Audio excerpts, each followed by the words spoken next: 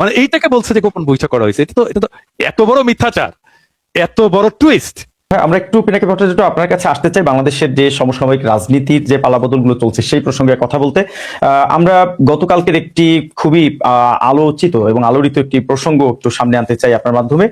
জামাতের আমিরের সাথে ভারতের গোপন বৈঠকের যে খবরটি আসলে প্রকাশ করেছে রয়টার্স, যদিও সেটি জামাতের আমিরের পক্ষ থেকে আরেকটি বিবৃতির মধ্য দিয়ে বলা হয়েছে তিনি আসলে কোনো গোপন বৈঠকে আসলে মিলিত হননি। জাস্ট এটি ছিল আসলে সেই কূটনৈতিকদের কাছে বৈঠকটি তাদের পাবলিসিটির প্রসঙ্গেই মূলত রয়টার্সের সাথে বলা। কিন্তু প্রশ্নটি হচ্ছে যে জামাতের আমির যদি গোপন বৈঠক করার ইচ্ছাই পোষণ করবেন তাহলে সেটি নিশ্চয়ই তিনি গণমাধ্যমকে প্রকাশ করতেন না। আবার সেক্ষেত্রে আমরা দেখলাম যে রয়টার্সের এই প্রতিবেদনের প্রেক্ষিতে আপনি আসলে এক ধরনের বাহাবা দিচ্ছিলেন, এটি আসলে একটু যদি ব্যাখ্যা করেন।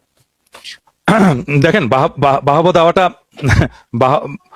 আরো বেশি কিছু বলা উচিত ছিল। কারণটা হচ্ছে কি যে এখানে আপনি বাংলাদেশের মিডিয়াগুলোর যে চরিত্র সেটা আপনি দেখতে পারবেন খুবই স্পষ্টভাবে। রয়টারে যেই সংবাদটা এসছে সেখানে এটা বলা হয়েছে যে শফিক সাহেব এটা কনফার্ম করছেন যে এই বছরের শুরুর দিকে ভারতের একজন কূটনীতিকের সাথে তার কথা হয়েছে বা আলাপ হয়েছে যখন ওনার বাইপাস হয়েছিল, এরকম একটা সময় আর কি। তারপরে আরো অনেকে এসেছিল এবং উনিও এসেছিলেন এবং উনি এই বৈঠকটাকে গোপন রাখতে বলছিলেন। এবং আমি বলছি যে কেন আমি গোপন রাখবো, কেন সবার সাথেই তো আমার কথা হয়েছে, সবগুলি আমরা প্রকাশ করেছি, আমি কেন গোপন রাখবো?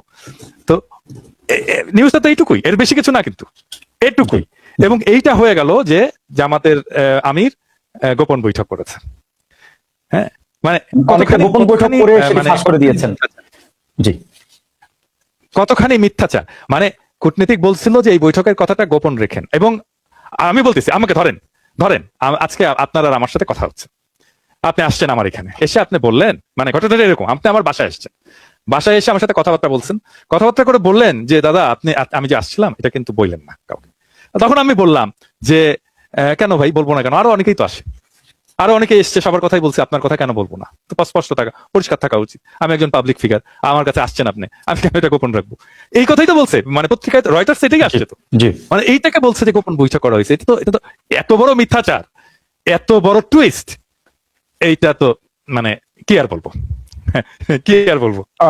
পিনাকি ভট্টাচার্য আপনার ব্যাপারে এই ভদ্রলোক একটু কি বলবো, এই ভদ্রলোক একটু সরল ভাবে কথাবার্তা বলেন তো, সেই জন্য বোধহয় সবাই পেয়ে গেছে আর কি, সেই জন্য আমি ওনাকে বাহবা দিচ্ছি।